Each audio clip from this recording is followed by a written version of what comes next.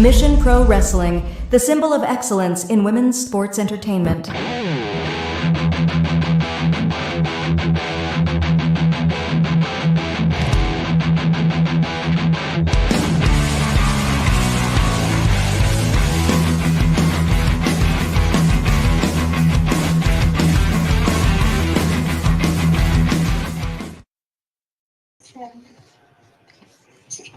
Pro family, welcome to another episode of Mission Pro Spotlight. I am Mind Runner, or as Thunder Rosa likes to call me, and sometimes my co-host, Mid Runner.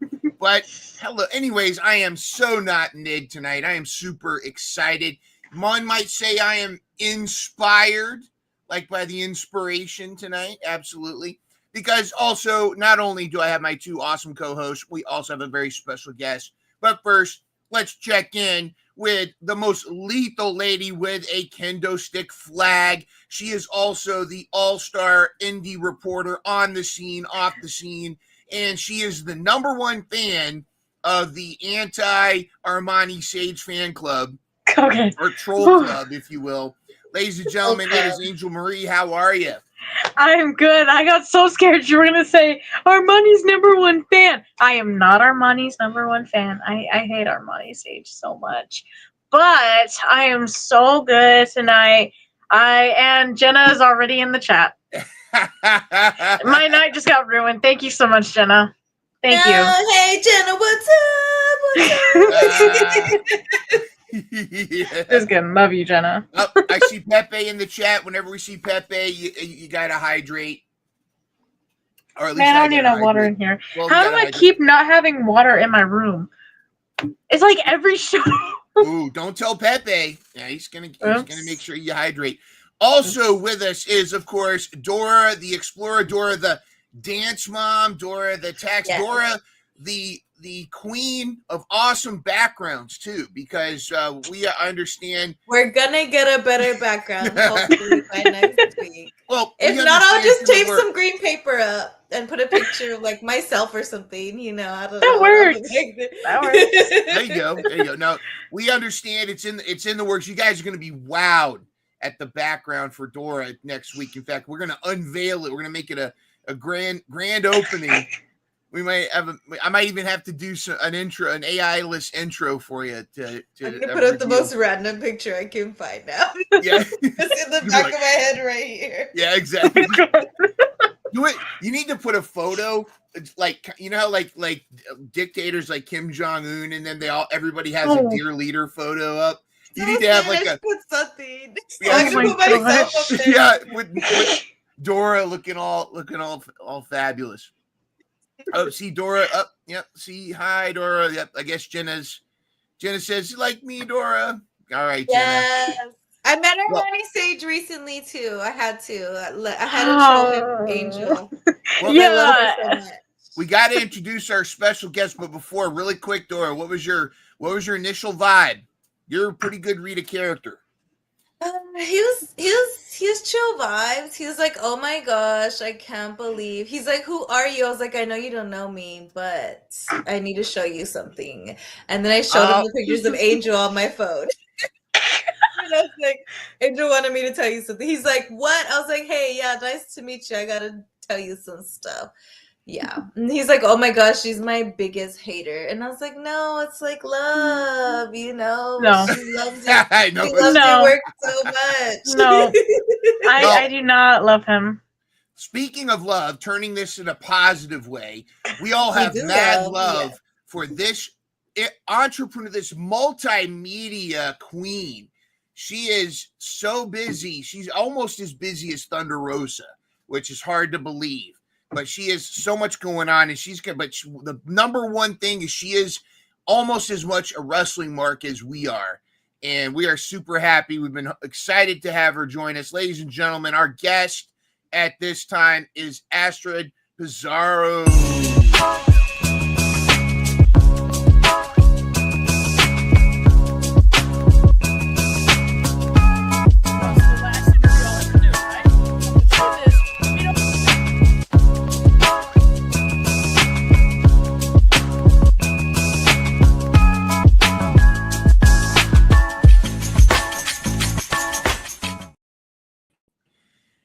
Astrid, hey. Welcome to the show. Good to have you here. How you doing?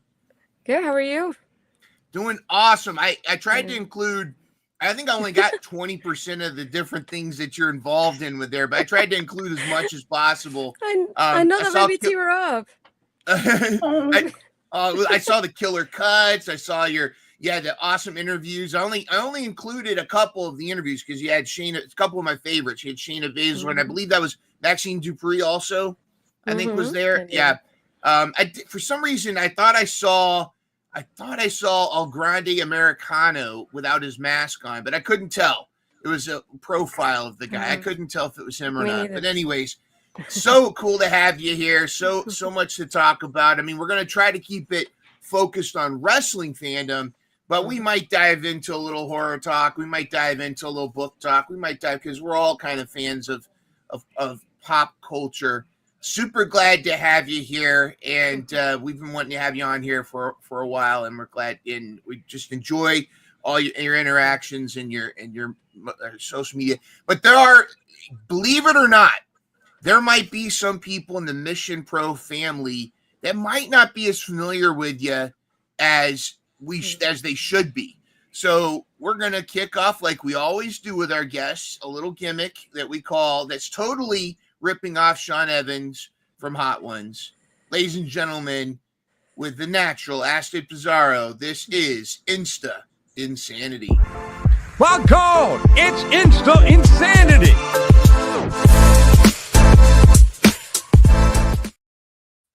All right, Astrid, what this says is we have our interns have scoured your Instagram to find certain pictures that require a little, that we feel might have a story behind them or require a little more explanation. So we want to hear from you on those explanations. Now, they're all tasteful.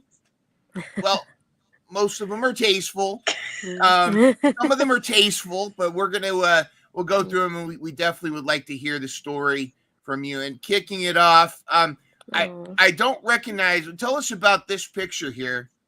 This kind of man. Who is this? Right? Who is this guy? Right? I think that was 2 years ago at this point, more or less. TNA was here in Orlando / Kissimmee, so it was very close to me. So I was glad I was able to go to this version of TNA, because I had been to TNA before when they were in Universal. And once I knew that man was one of the meet and greets, I knew I had to take a picture with him. I'm not familiar with him. Is he a wrestler? No, he's just a model. Just a guy, a model. What is he? He's from Scotland, right? What's his name? Yes. Don't say his name. I better show up. Joe Hendry. Say his name and he appears. I believe in Joe Hendry. There we go. He's actually gotten a lot more muscle now that I'm looking at this picture. You said it was 3 years ago? He's gotten so much bigger now. Like, not fat, like not large. He's gotten like muscular now. Yeah. More muscular for sure. Bulked. That's the word I was looking for. Eating his weed. There you go. Awesome. Looks awesome. And that whole TNA Impact, I bet that was a lot of fun. Oh yeah.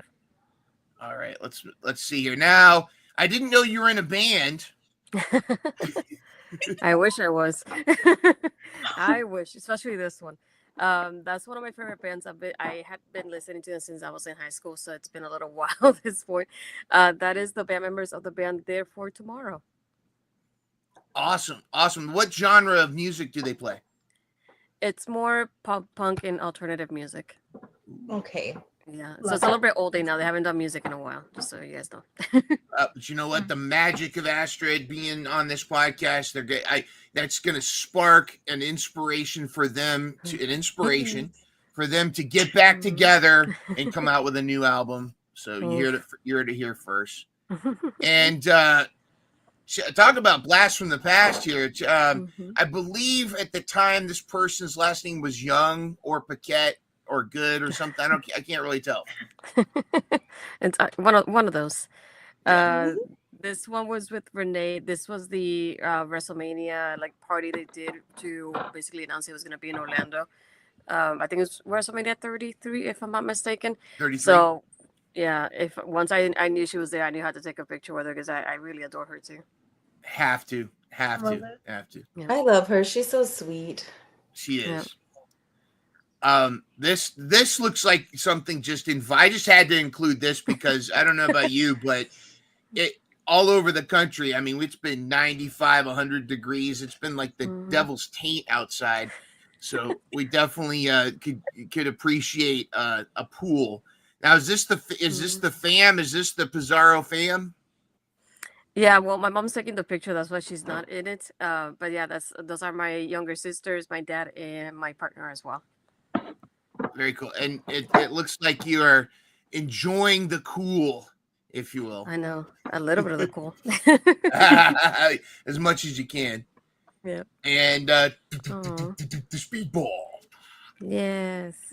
So what was it? Yeah. What's it like meeting Speedball? I hear he's really good with everybody. Like when you talk to, he's very personable.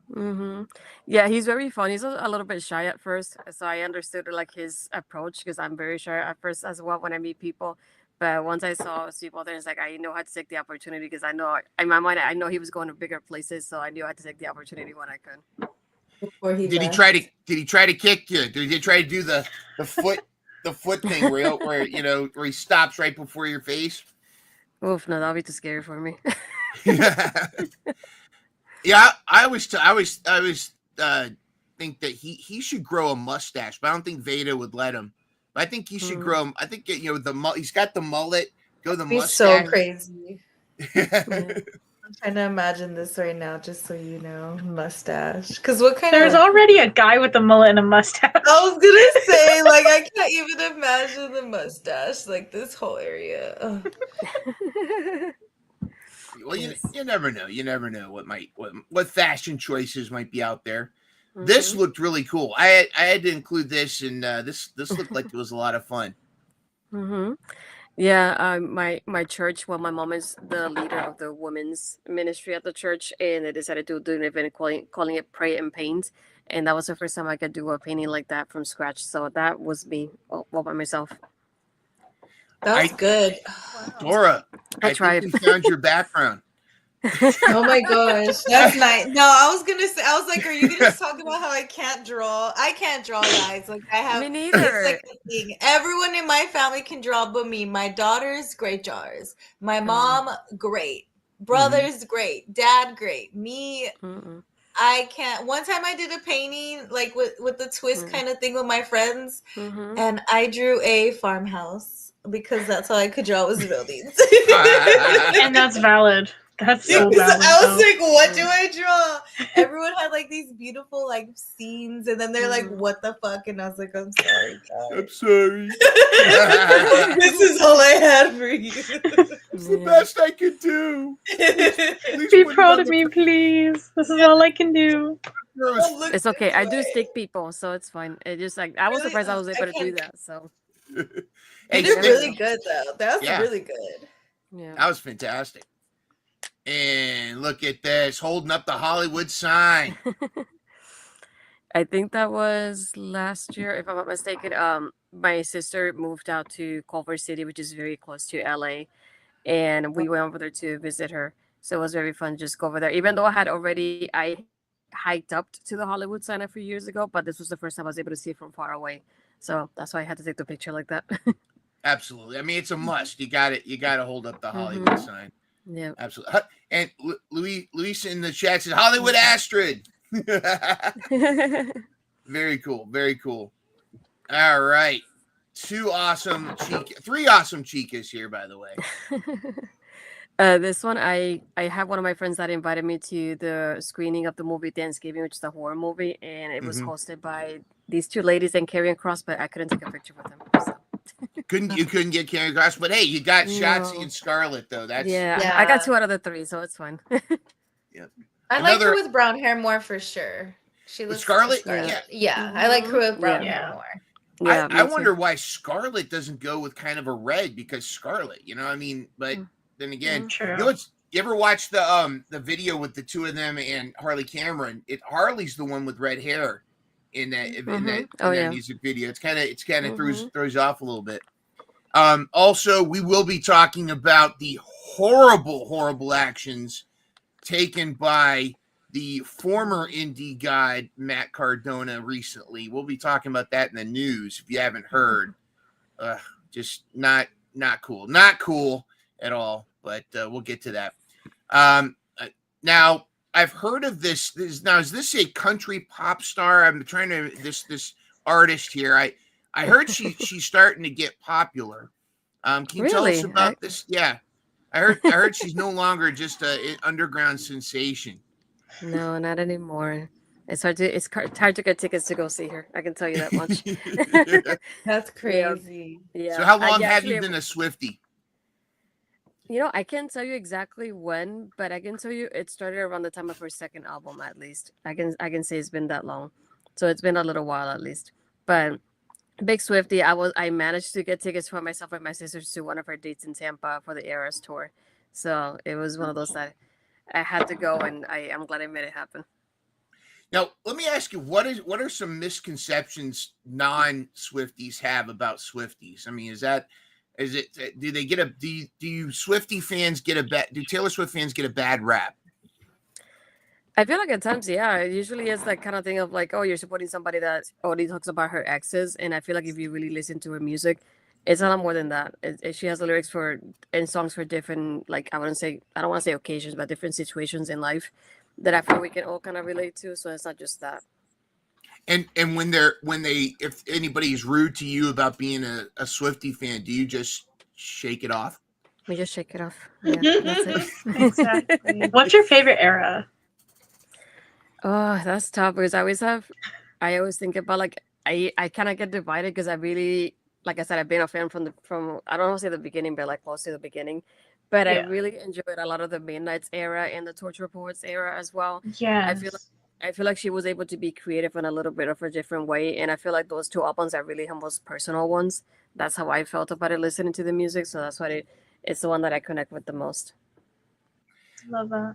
Got a great comment in the chat from our local establishment. Mhm. Music should be enjoyed. Music fans shouldn't be gatekeepers about what brings people joy. You could say that about wrestling as well, about any fandom, but absolutely spot on. OLE, spot on. I love that. That's gatekeepers, and like what one person enjoys or brings them joy shouldn't affect somebody else. Like it, you should be able to just love what you love. Absolutely. There are some people, believe it or not, that are fans of Armani Sage. Ew. I mean, I didn't say anything. Sorry, guys. My mic is acting weird. Sorry. That's Angel Marie's nemesis, by the way. Actually, I wanted to ask you a couple of questions. We do want to get to like the wrestling news, but that can wait. There's so many interests that you have, but obviously wrestling is definitely centered to a lot of what you do. We focus on women's wrestling, independent wrestling, but we're wrestling fans in general. How has wrestling fandom evolved, like in your eyes, from when you were first a fan to now? And has social media been a part of it? Are we seeing more toxic fans, or are we actually becoming more supportive, or is it a bit of both? I think it's definitely a little bit of both because I like the fact that being online now and growing up in this, I would say this era of wrestling, I like that I can connect with people and I can tell them what I like and we can have discussions about what we like versus I feel like before I couldn't really do that. But I feel like there's a little bit of both because we do see the toxicity of people comparing the companies, for example, which to me, the companies are so different. You can't really compare them to one another. They're drawing different audiences and they do have like a different focus as well. So I think you can't really compare one to the other one. To me, it's not fair to either company. Not only that, we have a company like AW who I think is just, in my eyes, is just like a baby versus a baby who's been here for so long. You can't compare how they draw in people because they're different audiences and so much money and there's so many things behind the scenes. I mean, you think about it, the factors that the companies are so different. So I don't think you can compare them to one another. But I also feel like I've seen a lot more support for like certain people. We're able to interact a little bit more with the people that we like and tell them look, I love what you're doing and I respect you and things like that, that we can tell them online and show them our support more online rather than just in person, like we did before. Absolutely. I like how we're able to, granted, it also brings out the stalkers too. I mean, there's some of those crazy people. But yeah, like it's weird. I have a saying my grandfather used to say called "the emptiest cans make the most noise," and that usually is like you tend to hear the trolls, the idiot trolls more. Like a wrestler might have 1,000 compliments, but that one troll, like today, Thunder Rosa was trending because some people were bashing her about her match last night, and it was completely unwarranted, and it was kind of like people just wanted to dogpile, but like you had the ratio of compliments for Thunder Rosa versus the troll comments, like there's maybe for every one troll, there was like 50-60 compliments, and yet there's that troll comment still stings. And same with like fandom. It's kind of going back to what he said. We should just be able to enjoy what you enjoy. And like with AEW is not in competition with WWE. It's in competition with AEW being canceled. What are they going to replace AEW on TV with? Young Sheldon reruns? I mean, it's like, come on, it's doing great. I just think it's why are you talking about Young Sheldon like that? Oh my gosh, it's not terrible. It's okay. Young Sheldon is the Armani Sage of sitcom. Oh my gosh. Young Sheldon is the Armani Sage of TV shows, in my opinion. I mean, I guess that can be interpreted differently, because like. But hey, Doran, I'm gonna go by. Going back to this. I'm not. If you love Young Sheldon, I love that for you. It brings you joy. If you love Armani Sage, I love that for you, but you are wrong. And Dora, perhaps you could have a Young Sheldon banner on your wall next week. It's like not terrible, but it's not like it's not terrible. It's not the worst show I've ever seen. Can we put that as the review? Young Sheldon, it's not terrible. Exactly, yeah. It's not the worst. Man, what movie that sucked though? Bucky Larson. I hate you, Knopf. Actually, that's an inside joke with us and Tall Can's main host, Knopf, who's a Bucky Larson fan, which it's a movie that got 4% on Rotten Tomatoes, I think. It was something like that. It was like so low. I'm like, low, yeah. But he thinks it's the best movie in like the world. He's like, this is like the best movie. He tells everybody to watch it. Like, please watch this, and you're just like, do not watch Bucky Larson. Do not watch Bucky Larson. Do not.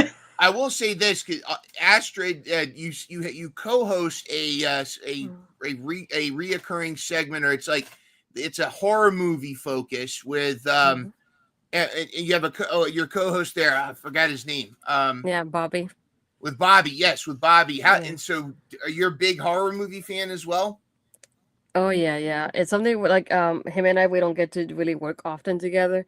And when he came over to the idea, he said, why don't we try to do like a horror show whenever we talk about the movies that we watched, but also any new ones that come out.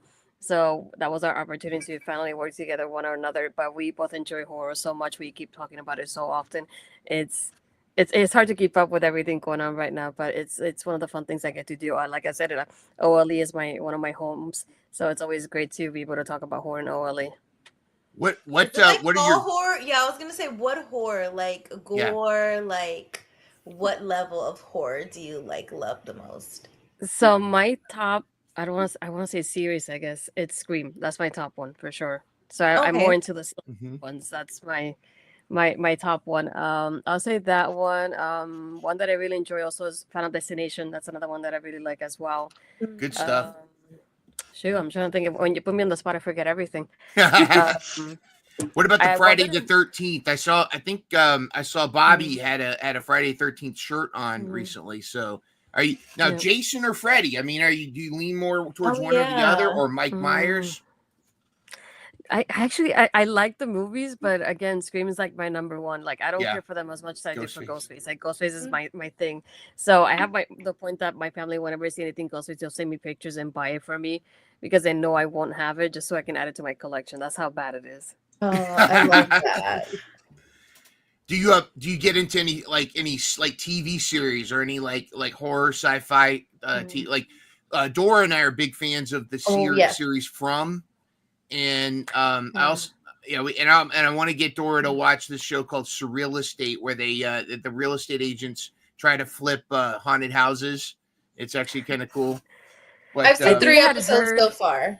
Mhm. Yeah, I think I've heard a little bit about From, and I thought about getting the subscription, the service to watch that one, because I watched a couple episodes here and there, but I watched it out of order, so it definitely didn't help me at all. But it definitely intrigued me in my list. You to have watch. to. MGM Plus is like, Yeah. I know it's like an old school, like they show all the like black and whites, but it's still like they have some really good stuff on there. I think I really liked it. I'm trying to think what else they have on there. I think they also have like 9 Bodies in a Mexican Morgue. That one's a really good show. And then I'm trying to think. No, I'm on the spot and I can't think. But MGM has really good shows. MGM has really good. Like they actually have improved. I know AMC also is a really good app. That one has a lot of good stuff. Like that one's the one that has Interview with the Vampire the latest season, right? Like the newer one. Yeah. Did you like the new Scream? Like, did you like how they readapted it? I really enjoyed 5 and 6. I'm a little Bobby can say even in the chat too. We're a little bit torn about the 7th one because of everything that's happening behind the scenes. But it's a nostalgia thing, so I definitely have to watch it just because I didn't get to watch it in the movie theater until the 4th one. So it's like a tradition at this point for me that I need to watch it in the movie theater when it comes out. Is there drama? Like is Courtney Cox and Nev Campbell not getting along or something? Or is there divas? I wish it was that simple. that sounds a lot easier to what was happening behind. Like the old ones.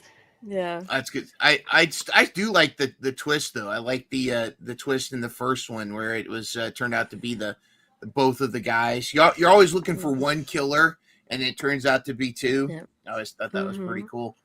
And the other stuff that I've noticed that you're into you have a whole Instagram dedicated to books. Now, it's not just horror books. It looks like you have a wide selection. Do you what have you always been into reading and books and versus audiobooks, or are books better than movies to you, or is it kind of the same thing? That one's tough, but I started I think a few years ago with the account because I had everything in my personal one and I realized it wasn't really catching on with the traction. That's when I thought I had to move into a different account because it needs its own audience rather than just and everything in my personal one, keep it personal. And that's why I created just that book account dedicated to it. I do read a little bit of everything, I would say. I can read from like thrillers and mysteries to romance and fantasy. So it just depends on if I like the book, I'll just like the book. I'm not really that specific into the genre part of it.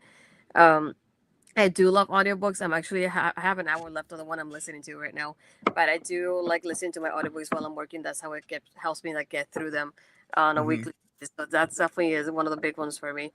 But overall, it's just one thing. I had like a kind of like a roller coaster of a relationship with reading because I enjoyed it when I was younger, and then I kind of fell out of it. And then I went to high school and I started reading again. But then going to college and full time and then working full time, I couldn't read as much as I wanted to, so I fell out of it again. And then once I graduated, I picked it back up again, and I've been ever since with that. But it's always a great escape when, aside from wrestling, always like I can read and just be in my own little world for a little bit and dive in with different characters and different stories. That's good stuff. Absolutely. Yeah. I love a good story, a good book. I sometimes prefer I want to read the book before I watch the movie or the series. And sometimes sometimes it sets me up. Like I get an idea of the character when I'm reading, and then I'll watch the movie, and they either nail it or it's completely different.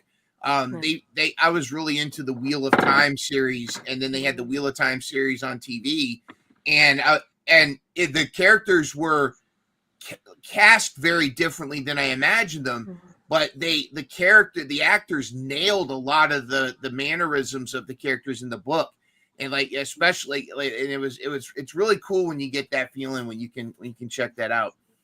But Are you gonna watch The Institute? Did you ever read that from Stephen King? They're gonna like do an adaptation of Stephen King's The Institute that starts on like the 13th of July.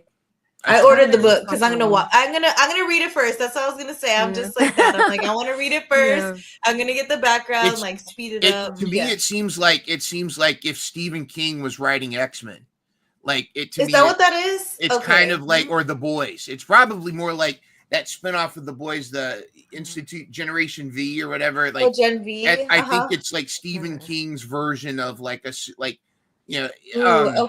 What was the horror X-Men type movie they had with the girl from Game of Thrones, the New Mutants? They had a movie where it was like one of them's a werewolf, one of them, all kinds of cool stuff. But yeah, it's basically a horror X-Men, which would be pretty cool. Okay. Yeah, I wasn't too like, keen on it, so I was like, I'm gonna read it, figure it out, and then because I really wanted to watch it, and I was like, okay, it's starting the 13th. That gives me like at least 2-3 weeks to get it read, which I know I can read it in 2 days. So I'm like, I know I can get this done. But yeah. Now we also have a horror movie that we want to recommend to you, and it's called The Biography of Romani Sage. It's terrible.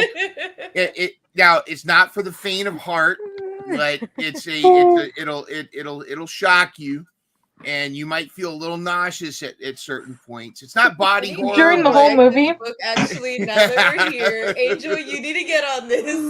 Yeah. My gosh.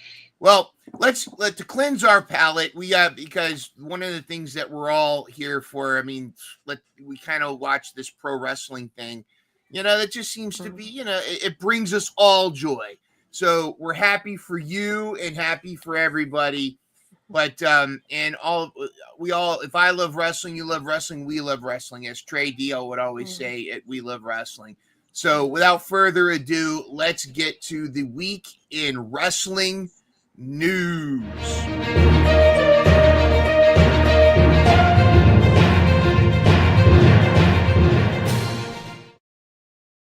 All right, so Astrid, we'd love to we're going to get your input on a lot of these important stories from the last 7 days in women's wrestling, and kicking it off we are having the finals of the Queen of the Ring. Our girl Roxy didn't make it, but I think this makes sense to me. Astrid, your thoughts on the final two, and who do you got? Who's taking the crown? I really wanted it to be Asuka, but I have a feeling more it's going to be Jade, just because of the whole Jade and Bianca and Naomi thing. I think this whole thing, it just went on a little pause because of Bianca's injuries. I think this is a way of bringing it back somehow. So I definitely think that she gets a title shot, but who knows if Naomi's going to interrupt it and win the title for herself in the process there. So that's something along the lines of what I could see happening, that Jade will get that title shot, but Naomi's going to be there with the Money in the Bank and beat her and just win the title from her, most likely. So I won't mind it at the end, because I want Naomi to be champion again. Yes. Caution in the bank. Bank. Absolutely. Angel, what do you think? I mean, I can see that crown actually looking like a nice accessory on Jade's head. Honestly, yeah. And I mean, y'all know that I'm kind of like not as into like mainstream right now. So from what I've heard and what I've seen, I feel like it does make more sense for Asuka to win because they just bring her back. But like looking at it like strength wise, I don't know why, but I see Jade Cargill as stronger than Asuka. So I mean, I feel like if we're going by that, I feel like Jade would win. But I mean, knowing how WWE is, if they just bring back Asuka, they're probably gonna give it to Asuka. Interesting. I got you. It could be Asuka. You always want to reward a returning wrestler. Dora, do you think Naomi's going to steal the crown and put it in her caution briefcase Or will she smash the crown? Are they allowed? Is she allowed to do that? Can they take a crown?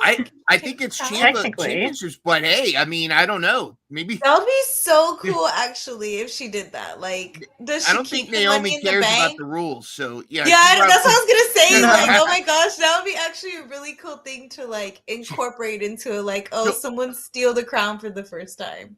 She in this whole smashes thing. the crown, and then she tapes it back together with the caution tape, and then she shows up with the caution tape crown, like I'm the queen now. Wait, You know, that's that kind of craziness. cute.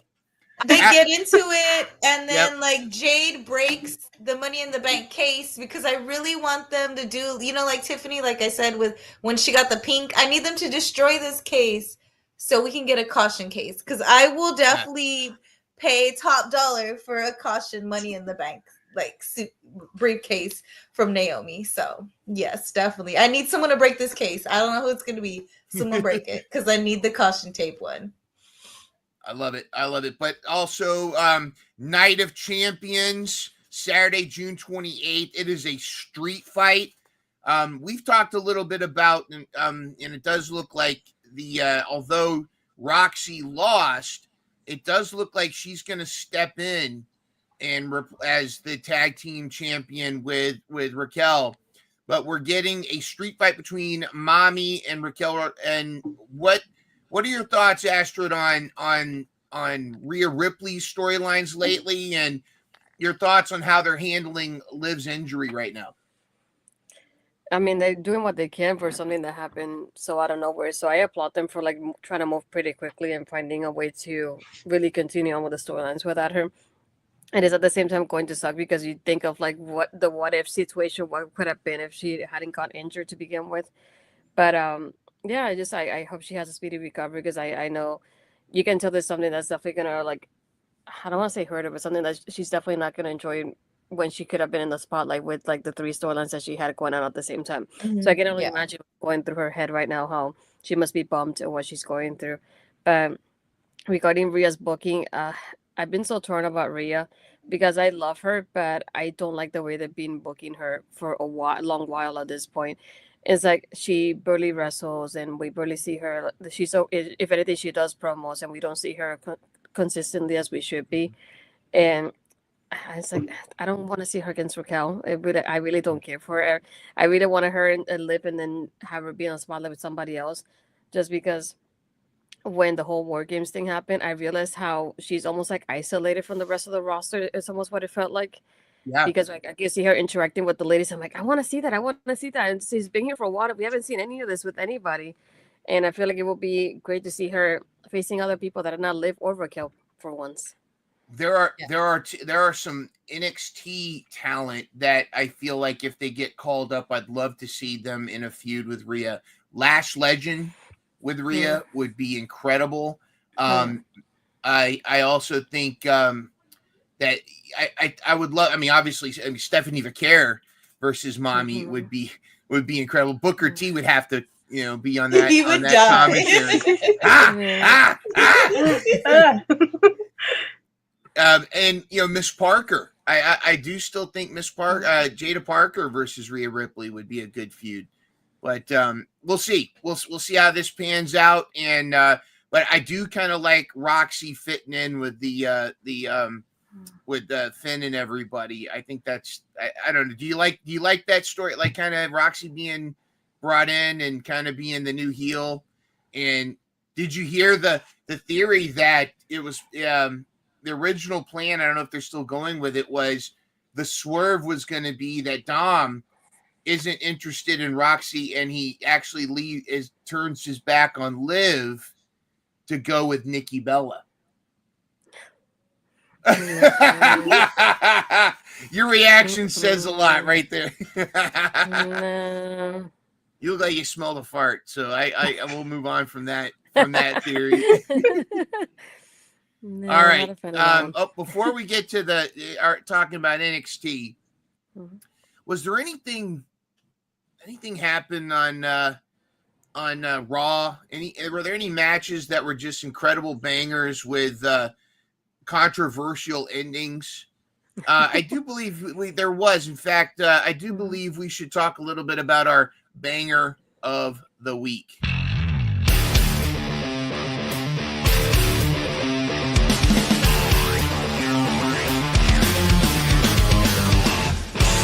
Hold on to your Kulos Mission Pro fans. Rock on, it's the banger of the week.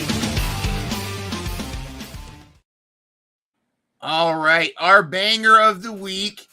Hold on tight, everybody. This will get interesting. Oh, yeah. But yes, banger of the week, which was an incredible match. The ending we can talk about whether that was incredible or not. I don't think Bailey thought it was incredible, incredibly bad for her. But yes, the Becky Lynch, the Intercontinental Champion, took on Bailey. Quite a great match, and it was a slobber knocker. Astrid, we had talked to you. You've picked this as banger of the week for this, and we all agree. What were your thoughts on the match itself? We could talk about the ending a little bit, but your thoughts on the match and these two of the four horsewomen duking it out and putting on a show, showing us how it's done. I really enjoyed it just because one thing that I enjoy from the horsewomen that you can always tell with them is that they have a level of trust with each other that it goes above how they trust everybody else. And you can tell by the way their matches go, because they go a little bit harder than what they usually would do with somebody else. And you can tell that's when they know each other so well that they're like, we know we can do this and we'll be okay with each other because we're just thinking about how the performance is going to go more than anything.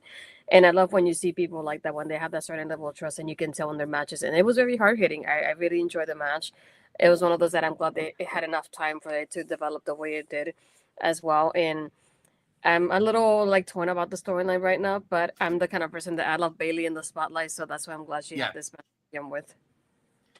And Dora is a huge fan of this storyline, especially Becky. Becky. So the controversy, I guess, that and Dora, you talked about before, we could get into it again, is it did seem like it was the story was between Bailey and Lyra, and then all of a sudden at WrestleMania we get Becky Lynch. And Dora, tell us a little bit about your frustrations, and I want to hear Angel chime in, and then I'd love to hear Astrid your perspectives on it, as well as the controversial ending that took place. Dora, have you changed your mind about Becky Lynch? No, I have not. I am tired of them doing this to my Bailey. Like, she deserves so much more. She deserved to have this storyline with Lyra instead of Becky coming in. I don't understand. Maybe I feel like with how Charlotte and Alexa are moving together, maybe there's gonna be them coming back together, but I just don't like the way they're bringing them back together at all. Like, Becky deserved this feud with Lyra. Lyra already did this feud, with Becky before. We get it, we've seen it. It didn't change. I didn't see the matches were any elevated from when they wrestled before, honestly, to me. But I feel like her and Bailey are gonna be a better feud. Just because it's newer. Bailey's been waiting for something like this. She deserves something like this too. I just fear I don't want them to do too much where they use this belt, or even what is it? Whatever belt Zelina has. I'm losing a blank. Yeah, I don't want them to try and make those the belts that the OGs fight for all the time. I want everyone to still collectively wrestle for all the belts as women.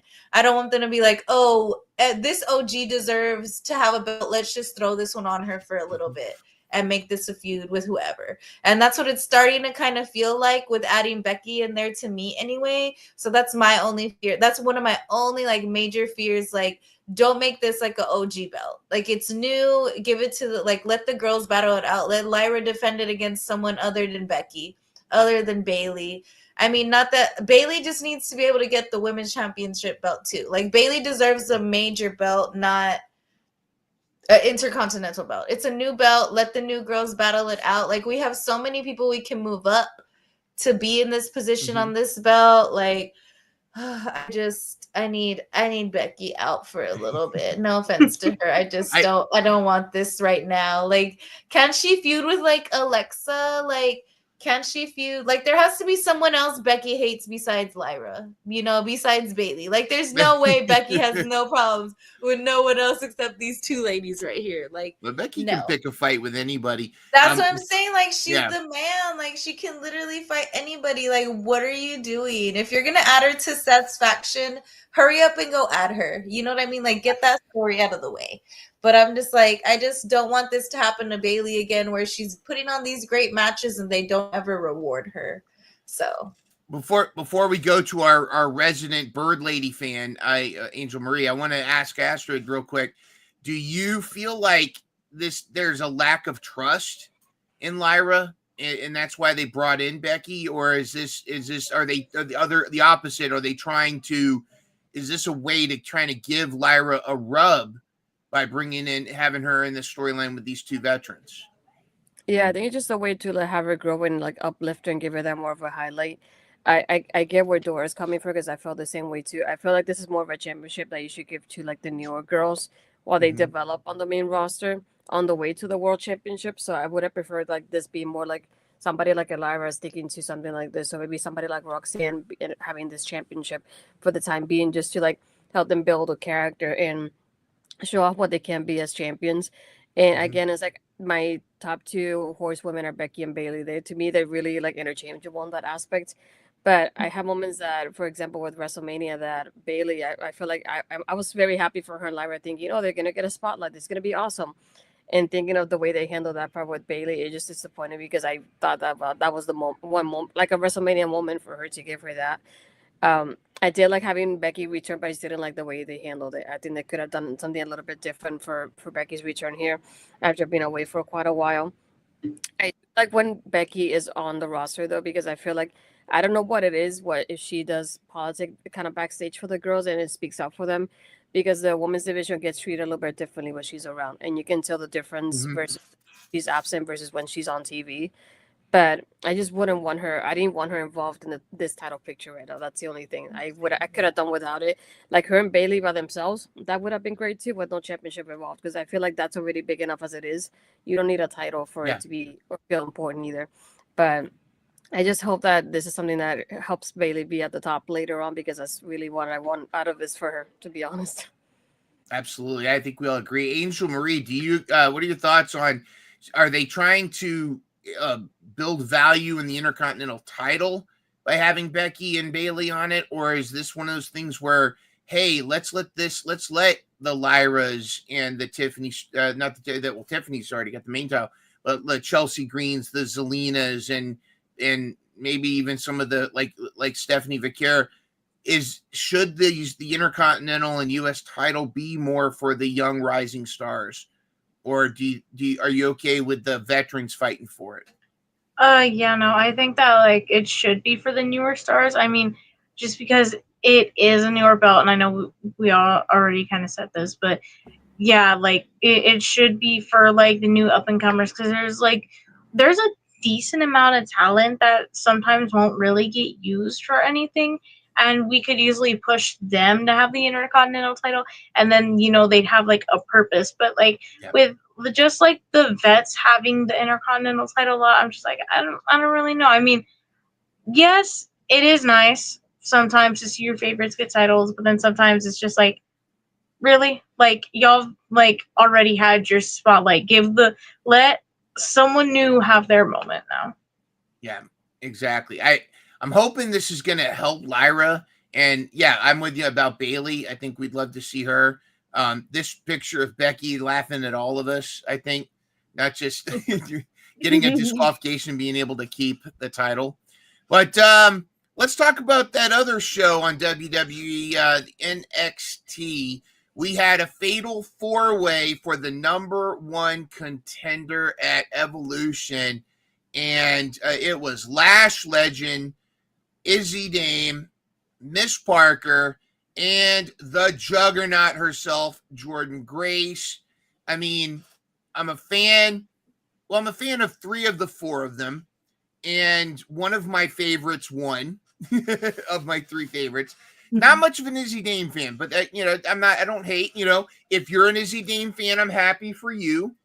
But I thought this was great. One of the things I liked that they opened the show with these promos.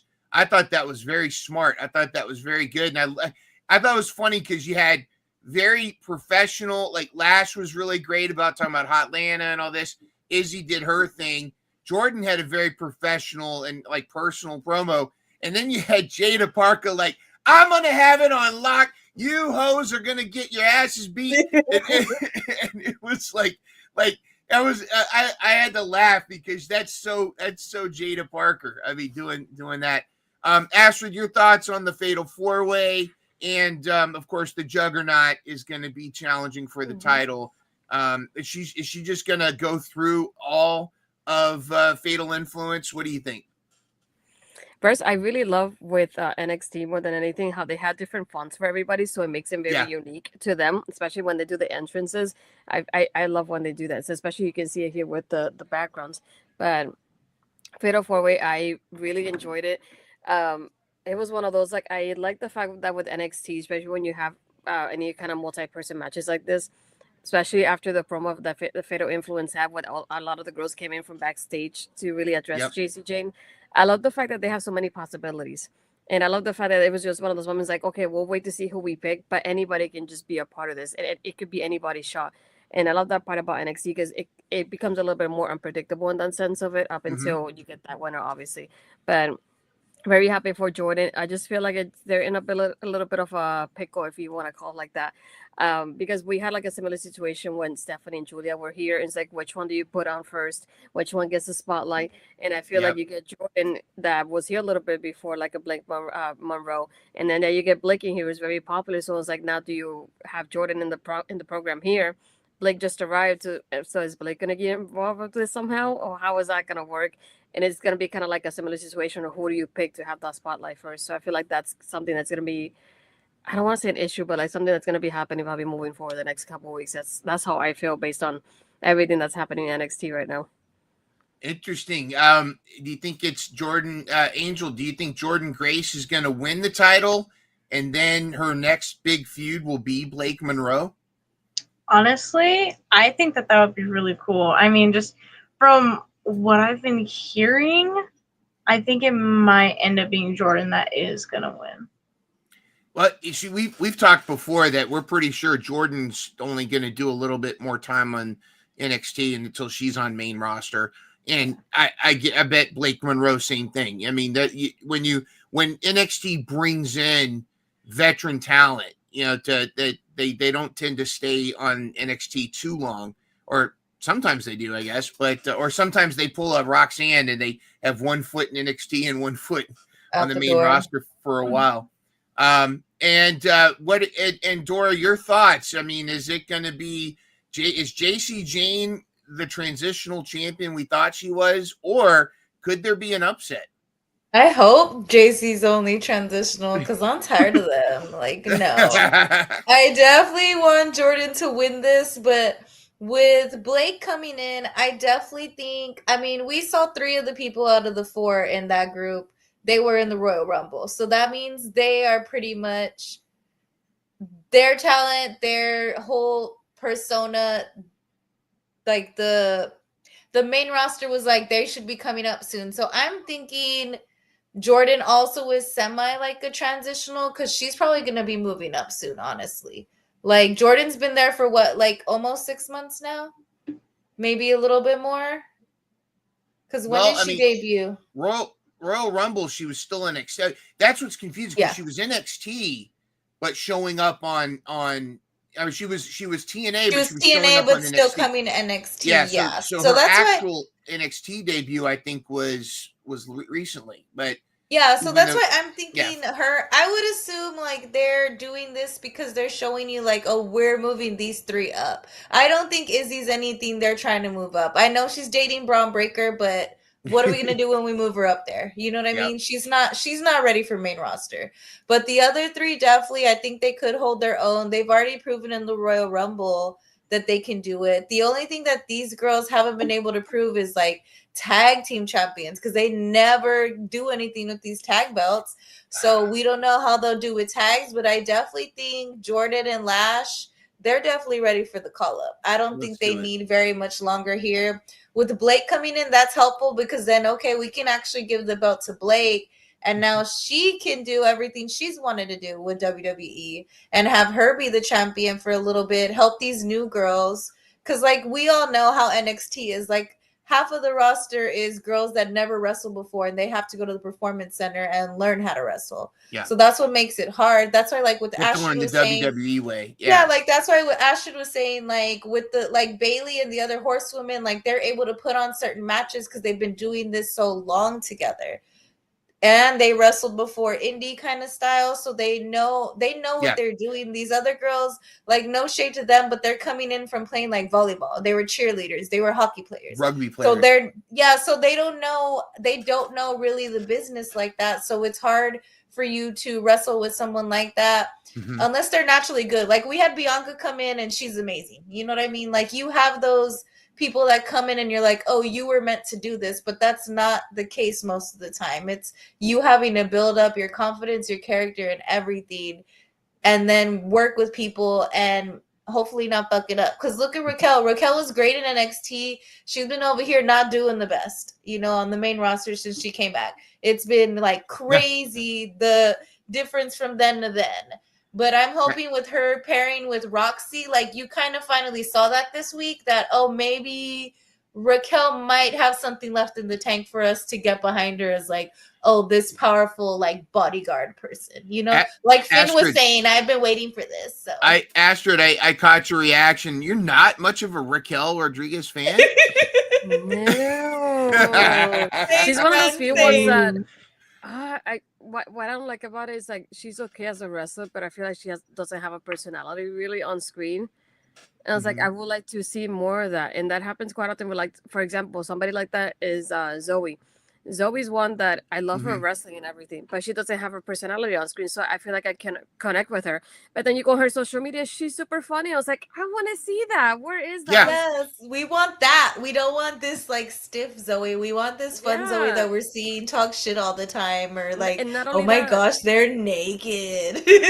And there's no like story the to that her. She does. Yeah, you don't really know her story, so it's like, how can I connect with you? I don't know if I don't know your story. What I know from Raquel is from the Mae Young Classic that she's a second generation superstar. That's all I know from her, and that she's and she wrestled in NXT. Yeah, same. Like there's not much for us that we know. Like it's just crazy to me. That doesn't help me at all. More controversy, or is it generated controversy? Is it clickbait controversy? Because in her recent vlog, and Mariah, the former Mariah May, now Blake Monroe, she releases her vlogs like about a week after she films them. They're like on a little bit of a delay, or sometimes 2 weeks. She recently dropped her reaction to her debut in WWE and NXT.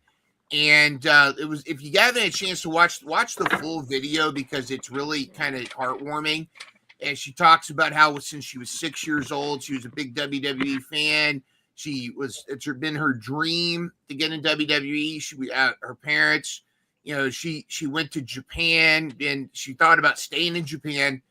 And a couple quotes that people have isolated is the part where she didn't think she was going to be in WWE. It doesn't feel real. It's the greatest achievement of her life. Where some people are trying to dig controversy where I'm not entirely sure it's what she meant. Because if you hear it in context, she made a comment that she felt a little dejected at the end of last year. She didn't know that WWE was an option. But then and then she started training at Flatbacks. The former, we call him Ronnie sometimes, but Sean Spears, his school with Breeze. And Flatbacks, which is an amazing school. It brought her passion for wrestling back. I thought that, her being AEW champion, she was great. And that whole storyline with Timeless Tony Storm was fantastic. I'm not sure when I heard this that she necessarily was bashing AEW, but a lot of people kind of ran with that. Astrid, your thoughts on, I'm happy for her, whatever, regardless. And she wouldn't be the first person to say things weren't always kosher at AEW. But what do you think? And is this a lot of hype? People trying to read too much into it, or do you think maybe they kind of misused her once she lost the title? I feel like it's a little bit of a mix, just because you had those moments that she said she was dejected, but she didn't specify what made her feel that way. So it could be anything. It could have been something personal. It could have been AEW. You never know. And I feel like people are picking out of it thinking she's talking about AEW when we don't know for sure. So it's like, unless she specifies what it is, you're assuming what she's saying basically based on her statement. And I kind of get it if she felt like if it was the AEW run, for example, I kind of understand a little bit of it, just because I feel like her title run was more or less revolving around Tony Storm. There was not much happening with her outside of Tony. And it felt like she basically had, unlike Tony, like their story was set up in such a way that was like really, really well done in that aspect of it. But when Tony was out, you barely saw her getting challengers. They were building her up and giving her a person a week or two before the pay-per-view, and it was something very short, or she's in a backstage segment and things like that. So I feel like they didn't have her reign really built up unless Tony was involved. And I feel like that's in the part that I feel like they felt her as a world champion at the same time. So if it is that part of it that she felt dejected, I would understand it as well. It's because when you're champion, you expect to be more active in the roster. She even made the comment like on air in character, but it was also, there was always a hint of truth. She's like, where are my challenges? Like nobody was there. It really seemed kind of bizarre. And it's unfortunate because I feel like, AEW's got such a tremendous women's roster. It needs some help, but there might be a light at the end of the tunnel. Depends on how it's managed. And we want to talk about, obviously that we're going to talk about this feud in a second, but there is talk that it is going to happen that for a year now, there have been women's tag team titles just sitting on the shelf. And, recently we've talked about Tony Khan kind of dipping his toe into women's tag teams, bringing back, with Ty J coming back, we have, Mega Bad, you've got Julia Hart, Sky Blue, you've got the Vendetta, there's other teams we can fantasy book. And this recent stuff going on with Chris Statlander. Is she going to end up being back with Willow? Or is she going to join the Death Riders? There's a lot of stuff going on. Question to you, Astrid and Angel Marie. Do you think we've wanted women's tag team championships for some time? Is this going to be a catalyst to give women more TV time? Or is this run the risk of further fading into obscurity? Doesn't it come down to how it's booked? Astrid, your thoughts on the women's tag team titles for AEW? Yeah, I'm really told, like you said a little bit ago, it's like AEW has a great women's roster, and I feel like they could do better about how they use them. Because having one women's match on a 2-hour show, to me, that's not enough, especially when you put them always in the same time frame. I would like for the women to open every now and then. I would like for them to main event every now and then. And I feel like they don't get those opportunities to do so, and I would like to see that happening more often. And it's like if I could say something too, like not just main event, but have that not be the only women's match too. Yeah, absolutely. You're absolutely right. Got to mean to interrupt you, but you're to your point. Absolutely. I compare, for example, because I watch NXT, and NXT is one of those shows that it has 2 hours, and you see at least 3 to sometimes even 4 women's matches on a 2-hour show. So it's something that it is possible if you break it down your time really well. And I feel like that's something they need to really work on, because if not, just at the same time, you're going to feel like, yeah, you do have a great women's roster, but if you're not really showing them off, then what do you really have at that point? You only see maybe like 5 women on a weekly basis when you have like 20 on the roster. So it's like at the same time, I will be frustrated because I'll be like, what's the point of me being signed if I'm not getting used as well? Yeah. When they could make time for those people. And right now, I feel like, for example, with the whole Tony and Mercedes thing, Mercedes being the TBS champion, we don't have anybody for the TBS championship because she's involved with Tony. So we only really only have one women's feud right now that's really focused on the single side. So it's like, if you put a tag team, what it's going to happen with the TBS championship, for example? Is it going to like not have the spotlight it should have? And I feel like at the end, unless you balance it out really well, and it's doesn't hurt another championship, I don't think there's a point of fighting another one right now. I completely agree. Angel Marie, are you excited about women's tag team, or are you cautiously nervous about it? Yeah, cautiously nervous because, I mean, with the whole thing, like, if we only have like one women's match during a whole 2-hour show, like, what? Like, what are we doing here? Like, it genuinely, and like, if AEW hasn't changed since the last time that I've seen it, well, then I know how bad AEW is with booking their women. But I mean, I'm trying to come at this in like a positive manner. I really feel like, if with them bringing in women's tag titles, I hope that will mean that they will push more women and give women more screen time like they deserve in the first place, but I don't know. But yeah, so it is pretty cool. And I mean, honestly, just because one of my favorite tag teams is Ty J, it's always been one of my favorites. Might be kind of random, but they just have a special place in my heart. Yeah. And yeah. Oh, they're fantastic. And Ty is so funny on Sammy's vlog. Yes. If you see, and when she gets pissed at Sammy, she goes, Samma! And she's not afraid to throw the chancla either, too. She's already got it down. And Luna is so adorable. Oh my goodness, Luna is great. But yeah, it's gonna be interesting to see how that whole thing pans out. We think that they should dip their toe into like a ladies' night Dynamite. And it's kind of sad that like Deonna Purrazzo has had more TV time in her University of New Hampshire commercial than actual TV time on AEW. But I do need to talk to us about some very controversial news. I need to bring up a very, very serious subject. The battle for the indie god has taken a very, very unfortunate turn. The horrible actions, despicable actions of Matt Cardona that have been denounced by our greatest American champion, Chelsea Green, has denounced these actions because he waited till she was out walking the dogs in the park when he did this, snuck across to his neighbor.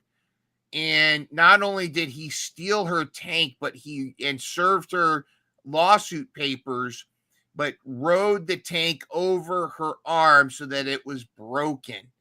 As you can see, Shotzi, the images here, he no remorse from Matt Cardona, certainly scared, I believe. And this was a match that arguably was one that we booked. We talked about the Battle of the Indie Gods, and like we even tweeted about it. Not long after that, Matt Cardona announced that this was the match for GCW on July 11th. We have Shotzi now got x-rays. It's officially broken.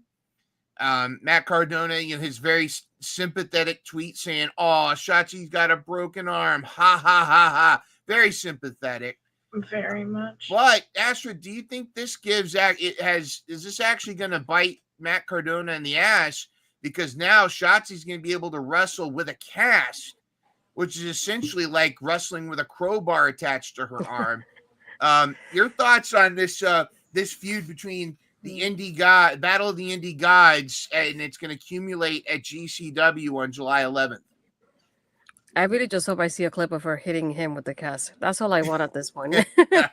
Nothing else. That's just the spot I'm waiting for. That one exactly. Come on, it's Team Shotzi the way. If she hits him and she busts him open, I hope she keeps the blood on the cast. Iconic. as a memory. Angel Marie, I mean, did Matt Cardona bite off more than he can chew? Is this going to bite him in the ass? I mean, or is he going to find a way? I don't know, man. I mean, it's getting pretty personal. I mean, now that he stole the tank and broke Shotzi's arm, I don't know. It's going to be crazy. That's all I can say. Yeah, it's going to be definitely crazy. We do have to get to We've got our Izzy report coming up here in just a little bit. We got the Indie report. But I do want to announce, we don't get to talk about NWA much, but we got to talk about our own La Princesa, Tiffany Nieves, former Mission Pro champion, and the mafiosa, Valentina Rossi, are the new NWA tag team champions. They defeated Kinsey Page and Big Mama. So they are new tag team champions. Tiffany's killing it. She's also the TV champion. Tiffany Nieves is crushing it. We do have the Izzy report, but just for you to be respectful of time, we'll just kind of jump through that. Izzy had a tremendous match with Mila Moore in the steel cage. It was like first time I think they did a steel cage in this area, and I think it was Izzy's first time steel cage. One of the things about Izzy is she's got this. The way she gets that arm bar is so smooth. She does like a jujitsu flip kind of thing. And before you know it, she's got the arm bar. She didn't pick up the win, but she was able to have a victory. We do have a segment here. Astrid, do you follow much of the indie scene? A little bit here and there, but it's mostly what I see on Twitter if I see any clips that I catch. Well, I have a new source for your indie news, and that is our esteemed indie correspondent, Angel Marie. And here she is with the indie report.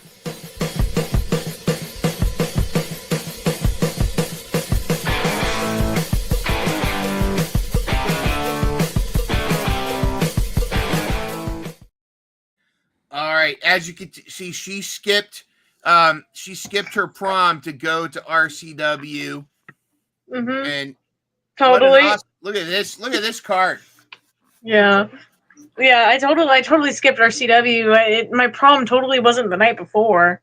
I just totally didn't just love that dress, and paid a good amount for it. Anyways, I mean, here's the indie report for this week. There's nothing like too close in like San Antonio right now. Except for there is TWE, and at TWE it's at a Pride festival, so it's Pride bigger than Texas. You have to have a ticket for the actual festival to, go to the wrestling show. I wanted to make it. I'm unfortunately not going to be able to make it. But one of the girls that's on the card is super, super special to me, and I know a lot of the Mission Pro universe knows her, which is Denise Day.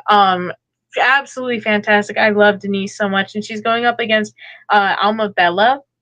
So that will be this Saturday, I believe at like 3:00 is when the action starts. And then I believe this is on Sunday, right? Saturday the 28th. Yeah. Wait, oh gosh, okay.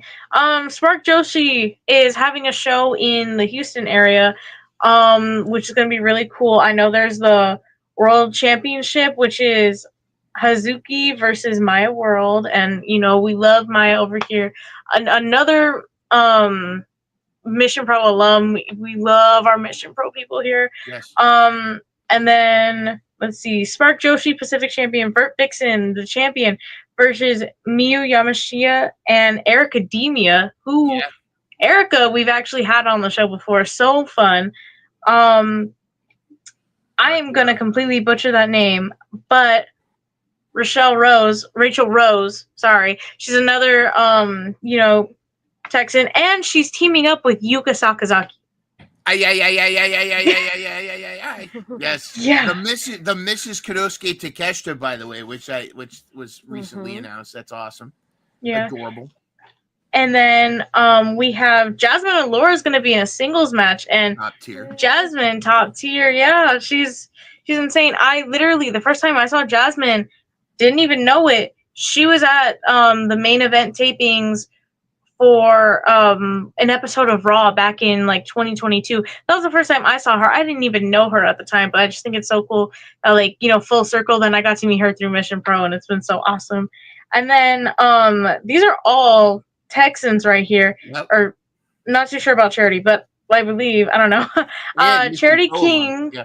Yeah. Charity King and Calientita are teaming up against Key Vibes and Ridley Thorne. So, I mean, that's going to be a crazy match. And Key Vibes and Ridley are having some not really tensions brewing, but they have a little storyline brewing because over here at the Hybrid School of Wrestling, actually at the next show, Ridley challenged Key for a championship opportunity, and Key is our Hybrid Women's Champion, and she accepted. So at the next Hybrid show, which I'm not too sure on the date, but I believe it's July 20th. I could be completely wrong on that. It's going to be Key Vibes versus Ridley Thorne, but I mean, Ooh. it's going Can to they be coexist? insane. Can they coexist as a team? Maybe. I mean, they're usually really, really good friends, and it just seems like it's going to be just out of like really good sportsmanship. So I think that they can coexist. Is Callie and Tita gonna get inside their head and split them up? And she, the spicy one. They don't call her the spicy one for nothing. Oh yeah, and I mean, Callie has not had too good of a track record whenever it comes to teaming up with people.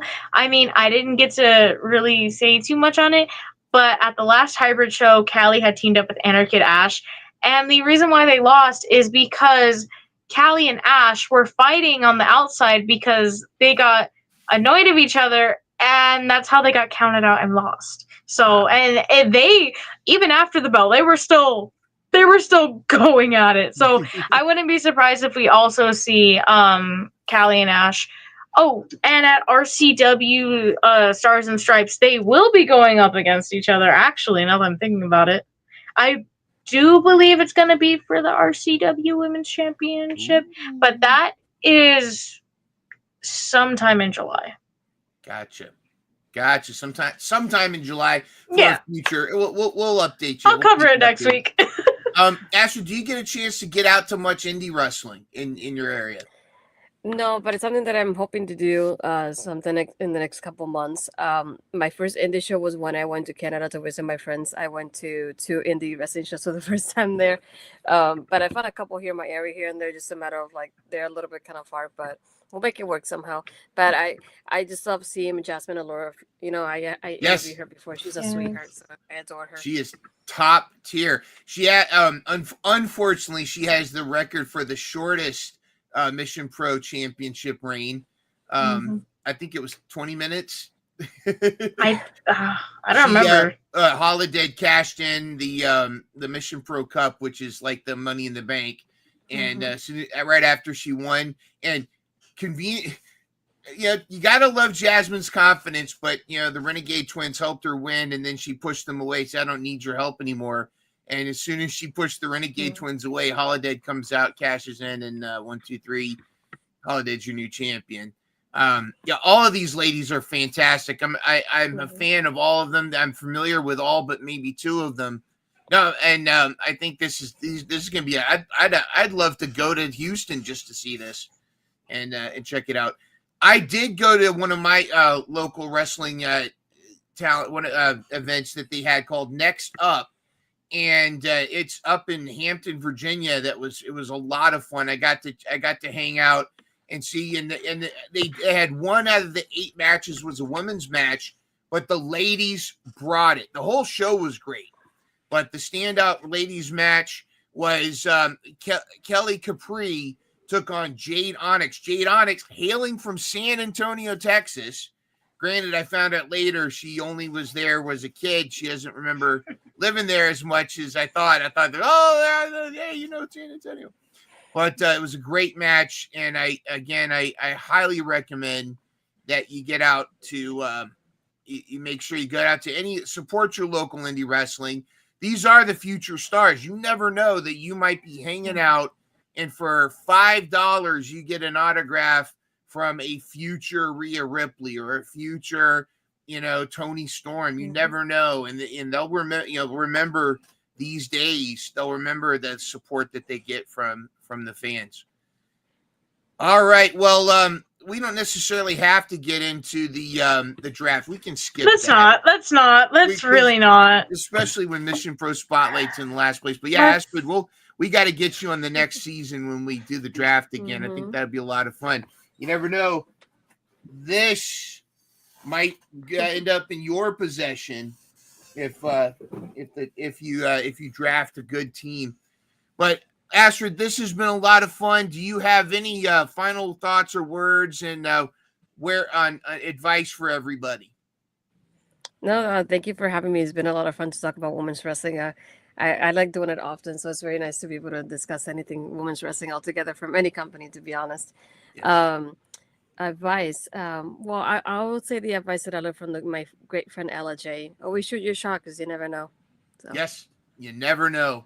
And if you want to shoot your shot and check out the Natural Astrid Pizarro's multimedia empire, then you got to check it out. Just go to her link tree. I mean, you can go to YouTube or X, look at Astrid Pizarro, or go to Astrid Pizarro 20 on Instagram or Linktree. But just go to the Linktree because that's got everything. Be ready to scroll because she's got a lot, and there's no fat to trim. It's all incredible content. You'll get lost. There's so many rabbit holes to go down. If you're a book fan, if you love horror movies, if you like wrestling, you want to check out some cool interviews, definitely check it out. Astrid, we'd love to have you back and join us again. We have some upcoming panels this summer, too. We'd love to have you as a part about women's wrestling.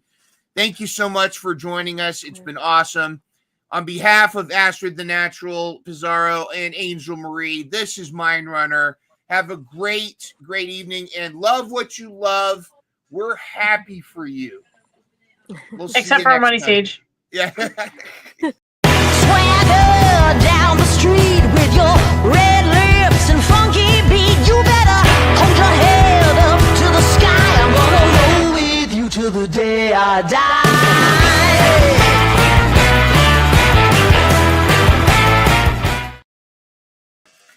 Armani's